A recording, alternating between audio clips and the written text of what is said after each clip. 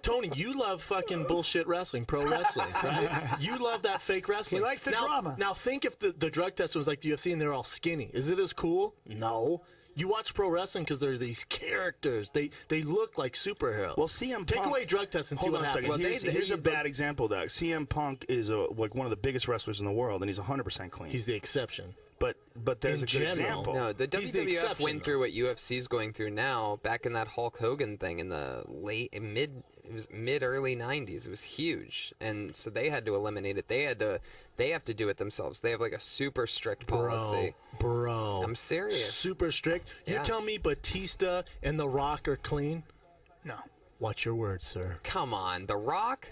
You think The Rock's on steroids? Yes. You don't think Hulk Hogan ever had a needle in his ass? Fucking mouth. I thought this is Tony, you weigh 6 pounds, and you're talking about a guy who is an immense super athlete. He's probably about 260. Is Brock Lesnar on steroids? Of course, they've all done something. Yeah.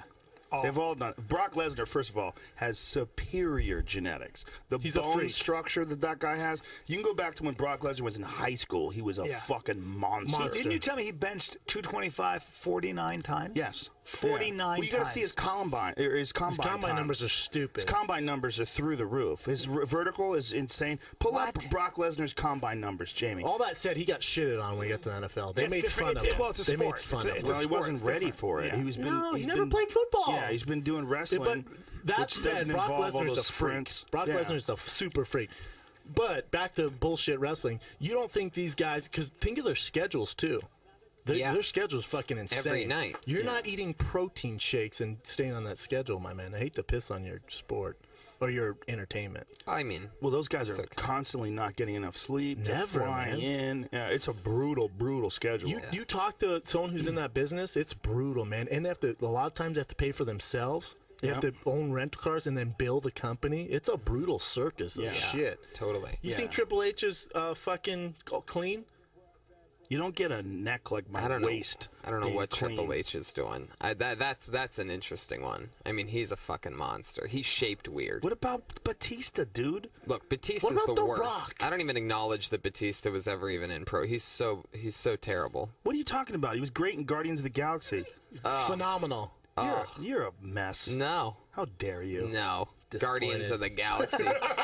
Disappointed. You're watching talking trees and shit. That movie was great. Talking trees and shit. Oh, you're out of your mind. Jurassic that movie was Park's great. a motherfucker. What's a good movie to you? Mad Max was great. I didn't see it. I heard it was awesome. You're gonna fucking love it. You know too much action. You know what's dope, dude? That I didn't see until this weekend when I was flying back from Mexico. John Wick. That Keanu Reeves movie, the action movie, he plays an assassin. They kill his dog, and he goes and kills everybody. Really? Oh, and they kill his dog, so he goes nuts. No. I'm not doing it justice. He just gets revenge. They kill something. Here's his combine numbers. It's a fucking phenomenal movie. They're doing John Wick too. Look at his 40, 4.7 40. By the way, 283 pounds. 4.7 40, 35-inch vertical jump, long jump 10 feet, standing long jump 10 feet, bench press 225 for 30 reps. Jesus fucking Christ. A running back living in the body of a defensive end. It's ridiculous. He's a freak. I got to be honest, especially when he did do that, it was a number of years ago. Now that's not that freakish. Yeah. Really? But you got to think about it. There's some fucking freaks now. This isn't something he was training for. No. This isn't a guy that was moving towards being a pro football player. And just decided to do it. Brock Lesnar's the biggest freak the UFC's ever seen. Ever. Hands down. If Brock he would rip our dicks off right now. If Brock Lesnar had the right coach, like if he went to not saying there's anything wrong with his coaches.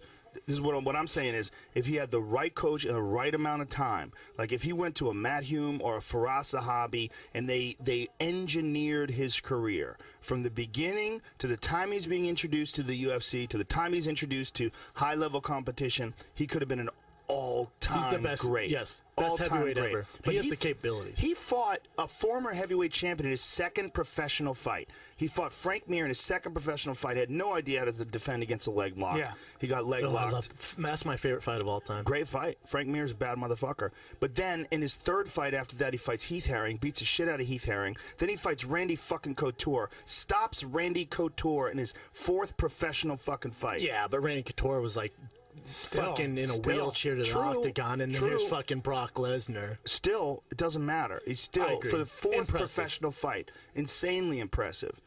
What he's done in his career, man. He beat Shane in his prime. Yes, he did. Shane was in his prime, and he got fucked up. After Shane rocked him. Oh, after Shane beat the shit out of him, where they could have stopped it, let's be honest. Easily could have stopped it. Good thing they didn't, because he came back and won. That's why he came back and strangled him. Look, Brock Lesnar, I mean, he had no business fighting Alistair after he came back from that surgery. He had no business fighting Kane. He just was not on that level. But if he learned to get on that level... He beats all those guys. He beats all those guys. He has more talent than all those guys. All those guys. And... but he doesn't like to get hit. Dude, ask Pat Barry when he was in his training camp. And Pat, they brought Pat Barry in before he fought someone, I forget. And Pat moved out there and was in Minnesota. And he said he'd only train like 2 or 3 times a week. And they were sparring. And Pat, Pat goes hard. Pat was a training partner of mine for years. Pat goes really hard. He's a motherfucker, beast. Man. He's a beast stand-up. Terrible ground. Anyways, so he fucking hits Brock. And I guess Brock freaks the fuck out. And his coaches were like, what the fuck are you doing? And Pat's like, what do you mean? Like, don't fucking hit Brock in the face. Pat was like, what the fuck am I doing here then? And they're like, you just paw, man. Just feel it out. What? Yeah, and Pat was like, this is some bullshit. Yeah. What? Yeah. They weren't hitting him. But ask Pat about it next time you see him. Great story. Well, that's weird. About him training with Brock. I had heard conflicting stories. I had heard that that's not true. So I'm going to have to do a fight night without you guys.